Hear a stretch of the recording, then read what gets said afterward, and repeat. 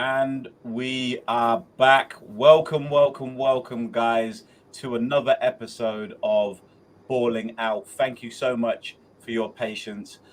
This is your host from the most, JJ. I'm joined today by my esteemed guests, DZ and Matt. Guys, give them a wave to let them know that you're here. Like I said, we're really excited about coming back and we appreciate your patience in regards to us being back. We know the season's going to start October 19th. So that gives us 63 days to give you all the updates on what we think is happening in the NBA, as well as what we'd like to see going forward. So for today's show, what we're going to be talking about is three key things. The first of which is trades. It's very obvious to us that the Kevin Durant trade hasn't been done, but I want to talk specifically about what's been proposed to the Boston Celtics and the fact that Durant's been playing pickup basketball and training with Jason Tatum, which is sending signals across the NBA. In addition, we'll touch on Donovan Mitchell and Kyrie Irving because they're two very, very important players as well. The second point we want to talk about is around contracts. Now, the contracts part of the NBA is not the most exciting, but it does have a massive impact on the game. So myself, DZ and Matt will try and keep it high level and entertaining, but specifically relating to key players who have contract negotiations coming up. Key players such as LeBron James, who's recently signed, Draymond Green, who played for the championship Warriors, and Klay Thompson. So we'll give you a high-level view of what the salary cap looks like, some of the discussions around these contracts, and what we think the impact will be on the NBA landscape. And then finally, we're going to touch on some key matchups that we're excited by and not so excited by.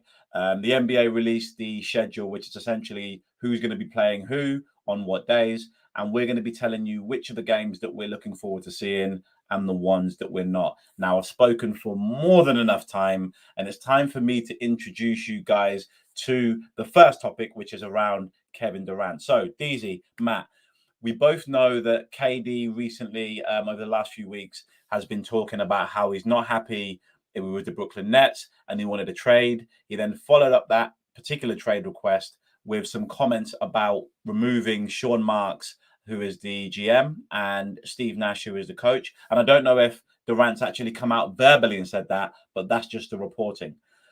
Following on from that, the Boston Celtics have expressed an interest in trading for Kevin Durant. And the package that's been offered is Jaylen Brown, Derek White, and some first-round draft picks. This is apparently what's taken place. DZ, Matt, and we'll start with you, DZ. What are your thoughts on the whole Kevin Durant saga? And more specifically, should the Boston Celtics go ahead and make this trade for KD? Okay, I think my thoughts personally are it's a bit of a disgraceful situation, to be honest. I mean, for me, it's okay to ask for a trade. Fair enough, it's within your right. But he's got 4 years left in his deal. His new contract isn't even started yet. So it's like, why did you sign last year? And for me, I think it's a bad look for KD because like this was his chance to build something from scratch. You could pick his coach, you could pick his teammates, you could pick everything and say, I can build a team from scratch like LeBron and if he's going to follow in his footsteps, basically become the next guy. Because, he in OKC, they got to the finals, but they lost to the Miami Heat. And then, he had to join the Warriors to win his 2 titles. So I think this was a chance, go to a place where they haven't really won recently, and a chance to build from scratch. And so I was hoping he's going to give it a real try and see what the team would look like of him, Kyrie and Ben Simmons, because Kyrie said he wanted to play with them next season. And Ben Simmons apparently is going to be healthy. So it'll be good to see what the whole team would look like, with Joe Harris coming back as well. And so this is disappointing because I thought, at least wait a year, like to do it with 4 years left. I think, I don't know, he's kind of like the NBA is moving into uncharted waters because I can't remember a star with 4 years left in his deal saying, I want out. So I was hoping he's going to stay, but I think personally, I think the Nets are going to sit tight, and I don't think they're going to move him. So I understand your thoughts on the overall situation not being great, but what are your thoughts on the Boston Celtics? If you were a Boston Celtics fan, would you want them to make the trade for Kevin Durant? Do you think a trade like that would increase their chances of winning a championship? And you're saying no with a shake of a head. So I'm assuming your verbology is going to support that. Yeah, I think personally the Boston Celtics are better off just staying with what they have. They've added a point guard this year, and I think it's a Malcolm Brogdon from Indiana, and like he can play. I saw him. I think he played for, was it the Nets before initially? No, was it the Bucks? No, he was at the Bucks before, right? And then they traded him to Indiana because they wouldn't pay him, which they should have. But he can shoot. He can run the offense. He's a big point guard. Like he's not a small guy. So yeah, I think it's going to be. I think the Celtics personally, because I think Jalen Brown is in his mid 20s, 25, 26 around there. I think he might be turning 25 or 26 soon. So he's approaching his prime. Kevin Durant is what, 35 soon, 34, 35, and he's had an injury history the last few years. He had the ACL. Then even before, he missed a year of his foot back in OKC. So my thing is, how many high level years has he got left out of his injury history? And even if he stays healthy, which he might decide a year from now, I'm not feeling this anymore. Move me.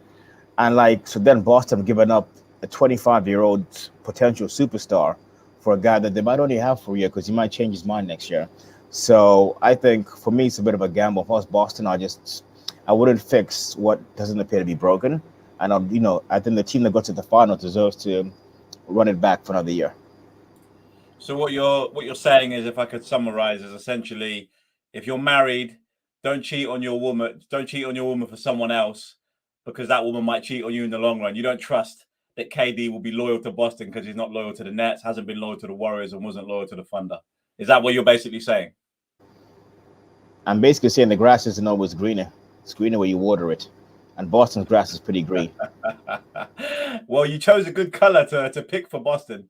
Thanks for that, DZ. So, Matt, aside from my terrible analogies and DZ's cleaner version of the analogy, talk to me about what your thoughts on the Durant situation, and more specifically on the Celtics potentially getting Durant with a trade with Jalen Brown and Derek White and so on.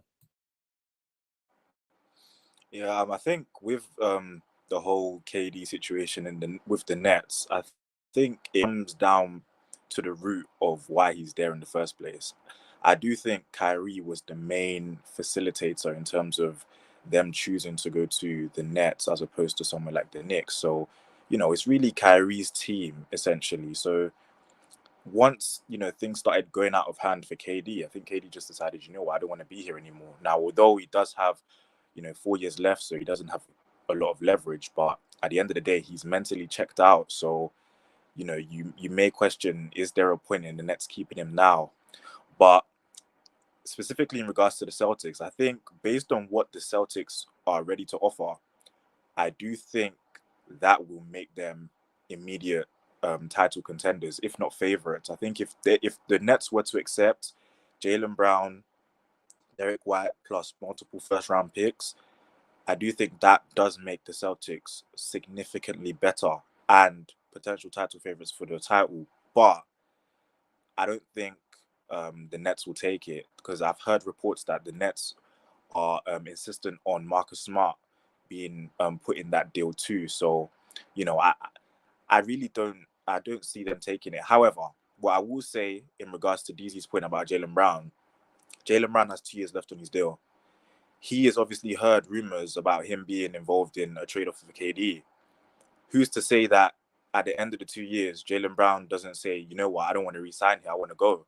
Then the whole point about using Jalen Brown's age as a factor ahead of why you shouldn't trade for KD, it then becomes pointless, because he's only going to be there for 2 more years, and then he may choose to go for nothing. So, I think it all depends on what the Nets are willing to accept, because usually a team in this situation, when they have a superstar player who's on the trade block or who wants to be on the trade block, they want a combination of two things. They want tangible assets that can perform at a certain level currently, and they also want the safety net of draft picks. So the Celtics are going to have to, you know, give players that the Nets will consider good enough to be able to still kind of maybe not make noise in the East, but make the playoffs, maybe make a second round here or there, while still having, the safety of future draft picks to come. So I think it all just comes down to what the Nets are willing to listen to.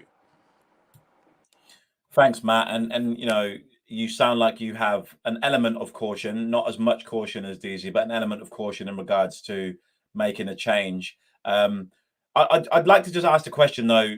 You know, we're talking about maybe a top 5 NBA player in the league at the moment, as well as top 15 of all time.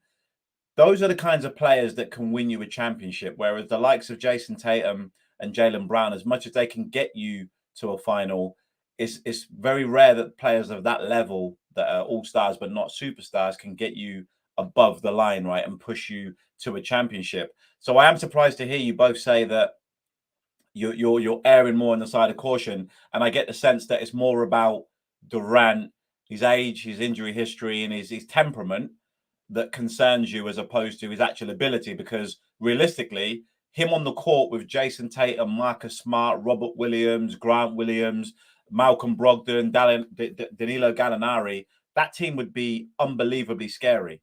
So it's for me quite sad to hear that, you know, very astute guys that watch the game, and myself, I watch the game as much and in the same way, but everyone's very cautious about the likes of Durant playing for the Boston Celtics. So I'm intrigued to see what will happen going forward, and I appreciate your insights on it. So if we move on then to an even more scary proposition, and I'll keep my terrible wife analogies for a later date and focus on the likes of Kyrie. Kyrie Irving said that he wants to well, he hasn't said that he wants to go, but he was looking to go, wants to go to the Lakers. He's then gone back and doubled down on that and said that he wants to go there next year, but then he's gone back on what he said and said he wants to stay at the Nets and finish off the year. Without going into too much detail, guys, where do you think Kyrie ends up this year, and how do you think he actually performs, considering the fact that he's going into the final year of a deal? Start with you, Matt. Yeah, I think he's definitely going to stay in Brooklyn this year. You know, because he opted into his contract year this year, so I definitely think he will stay this year. One thing about Kyrie is Kyrie wants to be in control of his own narrative. He doesn't want, I'm going to say, the media. He doesn't want the media to be in control of anything that surrounds him. So all of the back and forths and, you know, flip-flopping, for lack of a better term, I just think it's Kyrie just, you know, trying to play games with the media. But I do think he will stay in Brooklyn this year. And I think we might actually see, I'm not going to say the best version of him, but near enough to it, because he knows that his reputation is kind of on the line. Because if he was to kind of replicate some of the attitudes that he did last season, then when he gets to the end of the contract here in Brooklyn, there may not be many teams that will be willingly wanting to offer him the 5-year deal that he's in search for. So I do think he's going to knuckle down and perform to a high level this year. Thanks, Matt. And Deezy, what are your thoughts on Kyrie? Considering you feel so strongly about KD, I can only imagine your thoughts on Kyrie are going to be quite severe. So fire away. Tell me what you think. Right. So Kyrie, I think he will stay in Brooklyn. I don't think they're going to move him. I think the Lakers had to give up 2 first-round picks, and from the last thing I heard, they didn't want to do that. So Genie's trying to protect the future of the Lakers. So I don't think he's going to be traded this year to the Lakers. And I think he's going to stay and he will play, because I think he's kind of his back's against the wall. In terms of he has to come out and reestablish his reputation again, show that he's trustworthy, he's dependable. Because he should have been signing a contract this year for 200 mil to 250 to two for about $200 million to 250. But because of his erratic nature, the Nets are like, nah, we can't trust you with all that. Like, if you're doing this with like 2 years left on your deal, of a deal running out, what are you going to be like with 4 or 5 years security? Kyrie might just shrug and just say, you know, I'll be back in about a month or two. And I'll see you guys when I see you. He might just really get very erratic. So I think the Nets are probably going to get the best version of him this year, because he needs to show that he's reliable, and he's going to show, he's going to kind of reestablish his rep within the NBA again. So I think he's going to come out and he'll play really well this year, and he's going to give it his best. But I think push comes to shove, come the playoffs. I remember last year when people were getting super excited about Kyrie putting up crazy numbers in the regular season. And I said, yeah, that's all well and good, but we've seen this movie before. Kyrie dies at the end, so come playoff time, those numbers are going to dive, and they did. He had one really good game in game 1, but then 2, 3, and 4, they began to nosedive. So it's always the same situation of Kyrie. He flames out, except for that 1 year of LeBron when they caught lightning in a bottle. But yes, I think for me personally, he will stay. But I think he's going to leave next summer to go to LA. Okay, interesting. And I'll touch back on your point around him going to LA next summer, which is an interesting segue onto the trade discussion. So, look, before we finish off the conversations around trades, it would be rude for me not to mention the other big potential trade that's yet to take place, and that's the Donovan Mitchell trade with the New York Knicks, which hasn't happened yet, but it is a discussion. And the last time we had a conversation, a number of us were very skeptical about the potential impact that Donovan Mitchell could have on the winning culture of a team. And some of us were optimistic because we've pretty much had a terrible time following a team and we now see light at the end of the tunnel. And I just want to add one thing on that topic. The last time we spoke, I was of the opinion that if you make a move and you can't necessarily win a championship, then you should consider not making the move. I'd like to retract that statement and look at it from a different perspective. The New York Knicks have not even been a consideration. They've not even been a factor in the NBA. And I do believe that if they can do a smart trade for the likes of Donovan Mitchell, that gives them Jalen Brunson, Donovan Mitchell, potentially RJ Barrett, and some other young pieces around them. That at least makes them exciting, if not competitive. And the East this year, I don't think will be as strong as the West. So it does put them in a situation where they can get some quick wins, easy wins, and do a bit more damage. So not that my take really matters as much as yours, guys, but I just wanted to make it clear that the Donovan Mitchell decision, I don't think will put the New York Knicks over the top, but I do think it makes them a more viable destination for free agents, but also a bit more exciting. On the subject, without trying to trying to influence any of your views, DZ, what do you think about what's happening with the Donovan Mitchell situation? Do you foresee that there will be a trade? And if there is, what are your thoughts on a trade for a player like Donovan? Yeah, I think the Knicks should absolutely do it. Absolutely. Got nothing to lose. Playing of house money. And if we could get rid of the four that we got, from the Lakers who really underachieved this year, Julius Randle, then by all means, if we can get rid of him, then by all means do it. I think I, Donovan I, Mitchell. I thought just now you were going Voldemort on us and you weren't going to say his name. No, no, no. he's, Okay. he's such an Okay. afterthought. He had such an average year last year. Yeah. He's like, yeah, so he's not at the forefront. But yeah, if the Knicks get the chance to bring in a star that could maybe potentially become a superstar in Donovan Mitchell, then bring him in. He's definitely a star right now, definitely an all-star, guaranteed. He would help sell. I mean, the Garden sold it. I don't know, but I think Donovan Mitchell would guarantee the playoffs every year in the East. And once you kind of get in, you never know. Like Atlanta last year made a run to the East Finals, in the East. So like you never, one injury goes your way here and there, a domino falls the other way, then you just never know. And RJ Barrett's improving every single year. And with Jalen Brunson coming in, the Knicks, if they can find out to attract a fourth player next year or like down the road, then by all means. But Donovan Mitchell, bring him in. He's young, he's hungry. You can see he really wants to win. He's improving his game every year. Bring him in, bring him in, bring him in, bring him in. And I think the fact that he's from the New York area as well means he's more likely to stay moving forward. So I think, yeah, absolutely bring him in. We have nothing to lose. Zero. I It's remember been. hearing I remember hearing this talk when it was a Mellow trade as well. So I'm getting a bit of deja vu here, DZ. But to be fair, Mello did win one playoff series in the years he was there, so it's better than none, right? Yeah, Carmelo had a lot of good moments in New York. There were a lot of times when he came in and he just put numbers up. So, and we need that. To be fair, it's been bleak for a while.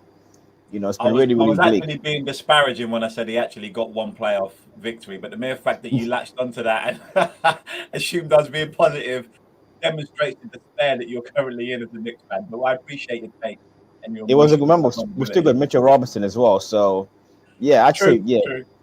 bring him Matt, in. you've heard me wax lyrical about my retraction of my comments. You've heard DZ go in about the hope. What are your thoughts on the likelihood of a Donovan Mitchell trade and what that could mean for the Knicks?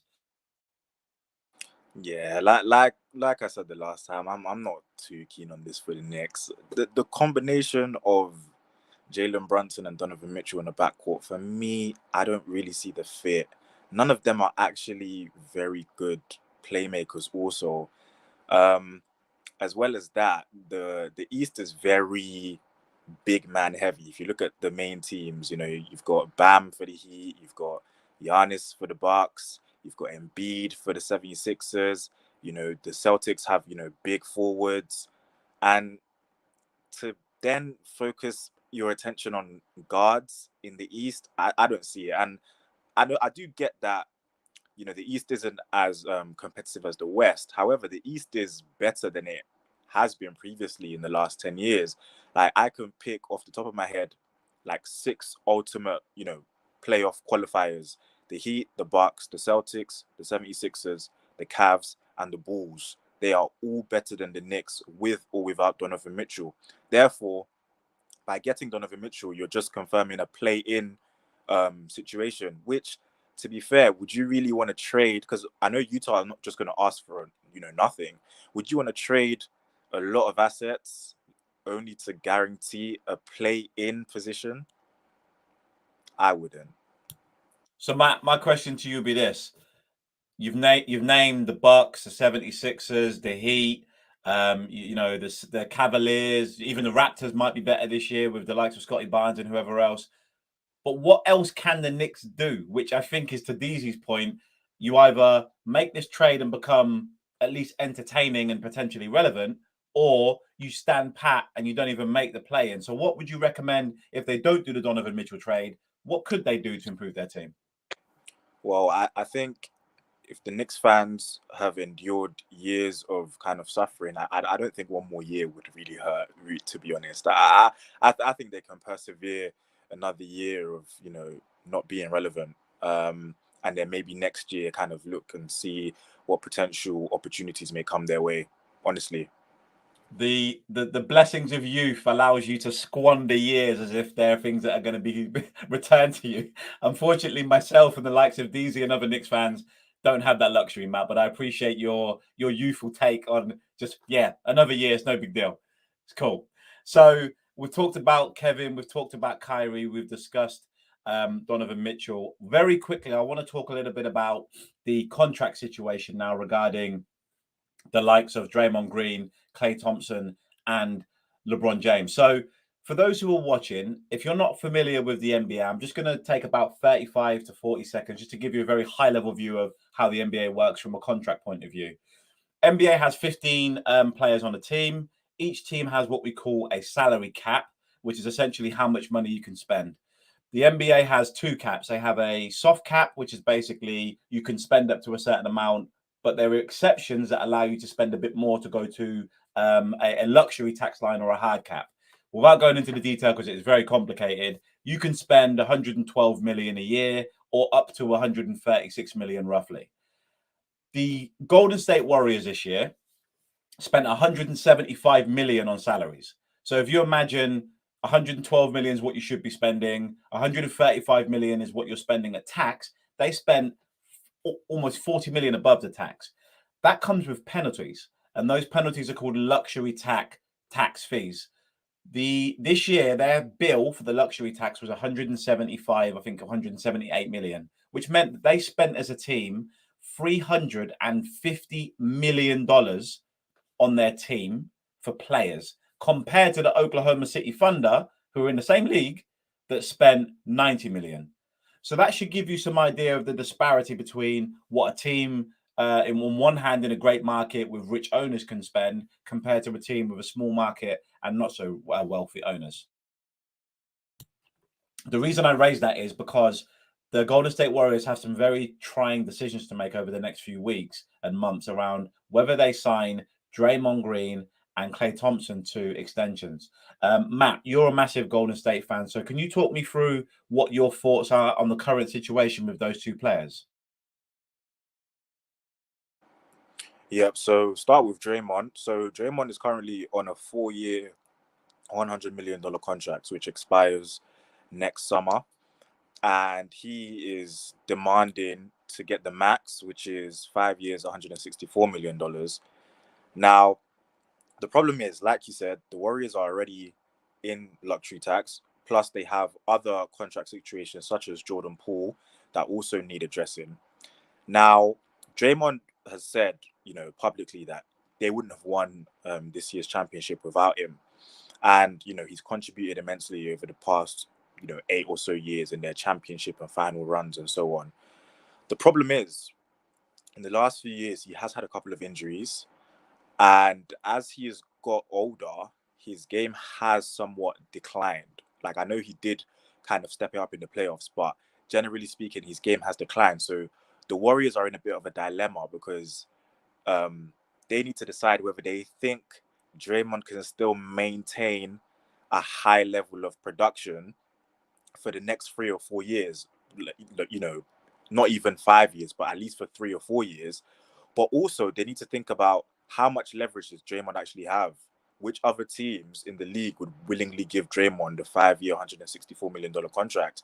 How many teams believe that Draymond's contributions on the Warriors can be replicated on another team where he hasn't got snipers such as Steph and Clay? So the Warriors, I can understand why there is a bit of hesitancy, in regards to not just offering Draymond a contract off the rip, but I think it's a very difficult one. I am actually unsure as to what to do because I've always thought Draymond complements Steph and Clay, but Steph in particular because he almost is everything Steph isn't. So he's bigger, he can rebound better, he's a better help side defender, he's a very good perimeter defender, which is basically all the things that Steph isn't. So he brings a lot of balance to the team, and he has a lot of intangibles such as his leadership. He also is basically the glue guy in terms of like immersing different people into the team, taking care of the young guys and so on. So I do think it's a lot for the Warriors to consider.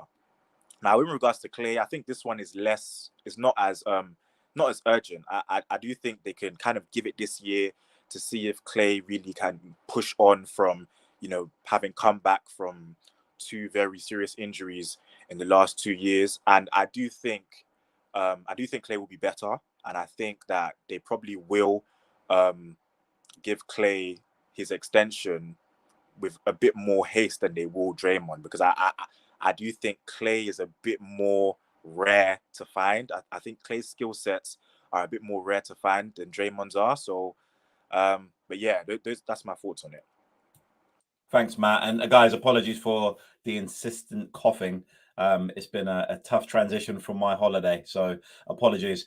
DZ, what are your thoughts on the current contract situation with the Warriors? Taking into consideration, you got the likes of Steph Curry on $48 million per annum, which, don't get me wrong, he's definitely worth that, but that takes up almost 35 or maybe 35 to 40% of their cap. What are your thoughts on their current state of play and what they should do with 2 pillars of their 4 championships in Klay Thompson and Draymond Green?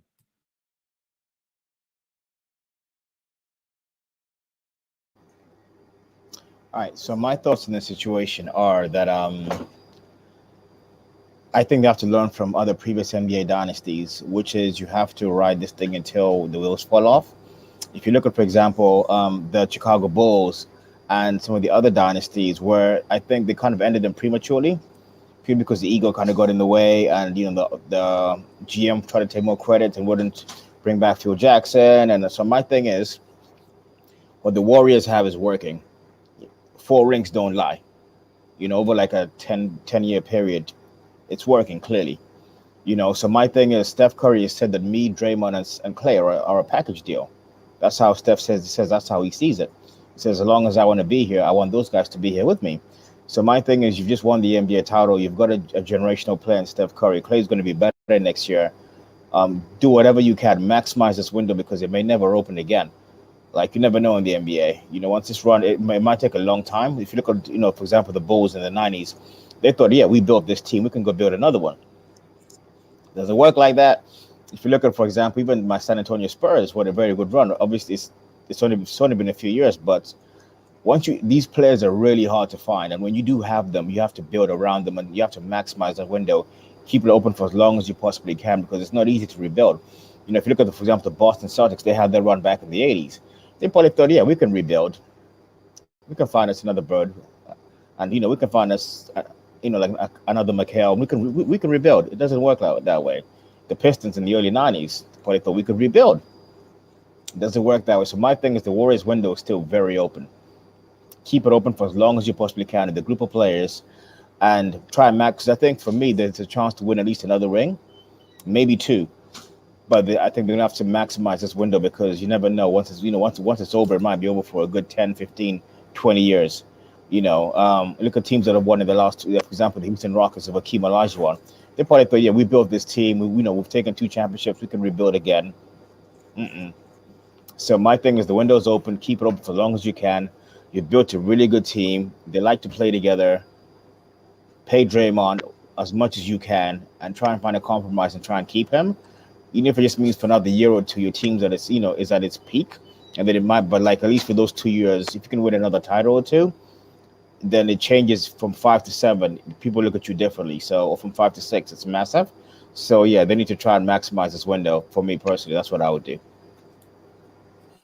Understood. Matt, what are your thoughts on that?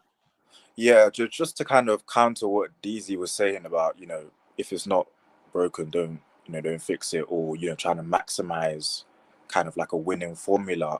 Not to kind of conflate two different sports, but in football, and one of the greatest managers of all time, Sir Alex Ferguson, one of the things that he was known for doing particularly well is being aware enough to know when a player isn't as good as he once was. So essentially knowing when to let him go.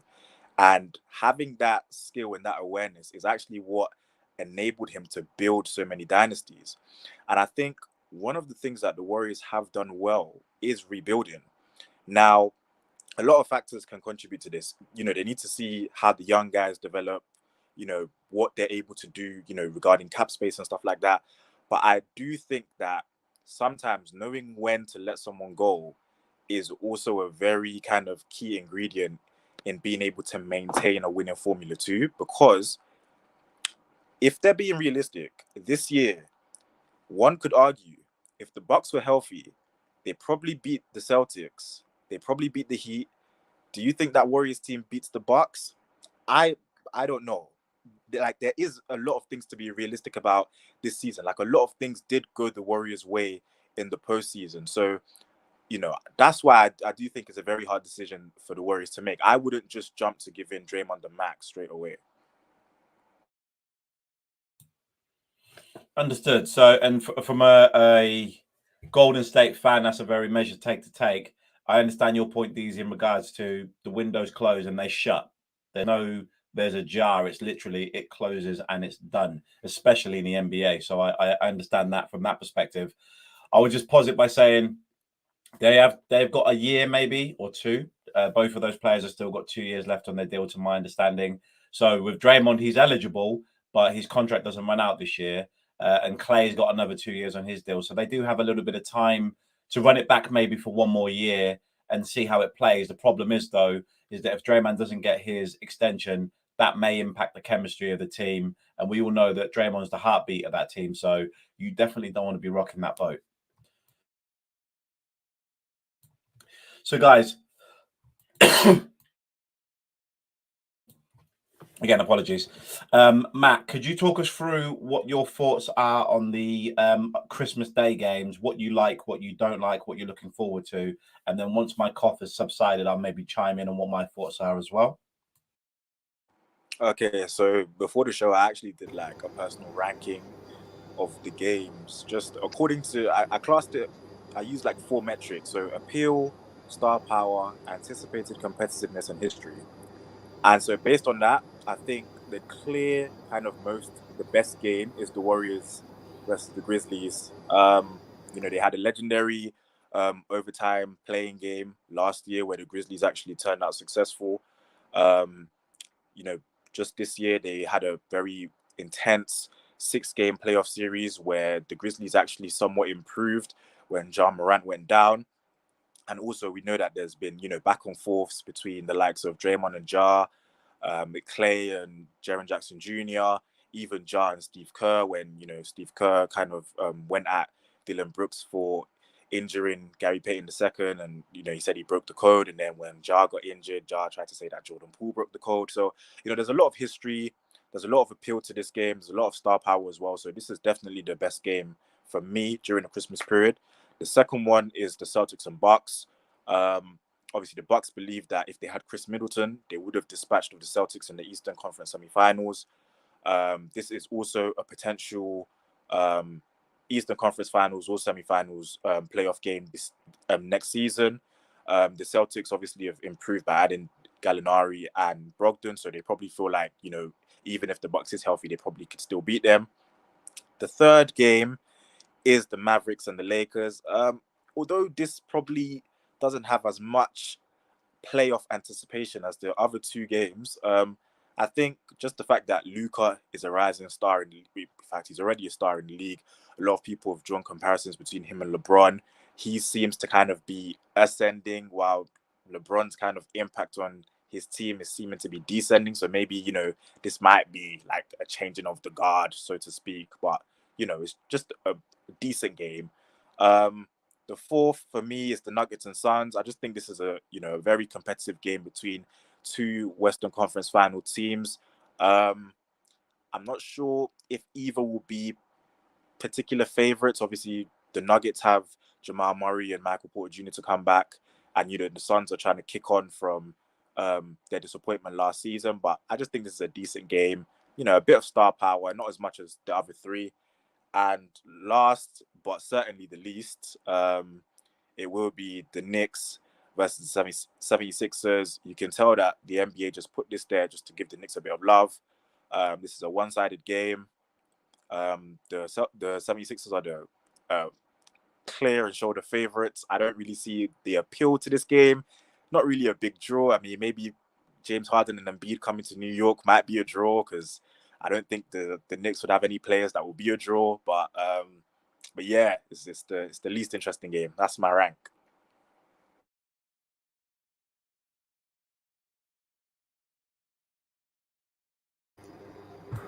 Gents, I'm unfortunately experiencing some technical difficulties, so my camera's no longer on. But Matt, I appreciate the amount of time and effort you've obviously spent in terms of figuring out the metrics for why you think certain teams are going to be more exciting than others. DZ, what are your thoughts on the list of games that we've got coming up? Okay, so I'm going to give you the perspective from an American basketball fan. Having lived in New York and whatnot, and just seeing what the atmosphere is like at Christmas, and just the vibe around Madison Square Garden. Okay, so basically, short synopsis. Thanksgiving, the focus is American football. So typically they show the Dallas Cowboys and then the Detroit Lions, two really dead teams that have been dead for a long time. But it's American tradition. People eat their turkey, then they get around the fire and they watch so the same thing for the NBA. And so the reason why they have the New York game up first is because of the time zones. So New York is basically it's on the East Coast, so that would be up first because they want to show 5 games. So there's literally basketball and throughout the day. So the idea is you're having fun with your family, and they're just basketball all day long, and it's beautiful. And so yeah, even just from because the NBA is just trying to brand themselves as well. So from a celebrity perspective, what they do for the New York games, it's like having games in LA for Christmas. They have all the Hollywood stars who come out. So you have Spike Lee there, you have Denzel Washington, you have Will Smith, you have all these top stars who all come out for these games. DiCaprio, Jack Nicholson. So they all come out either in New York or in LA, and it's just good for the NBA to have these guys courtside. And so for that reason, from a marketing perspective, it's always a good look to have the games in New York and LA.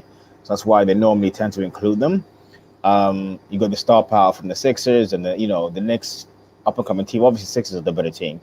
So I think probably from a traditional perspective, so they'll show the garden, they'll show it snowing outside. It just makes Americans feel good. It makes people feel happy, to think, it's just it's just tradition basically.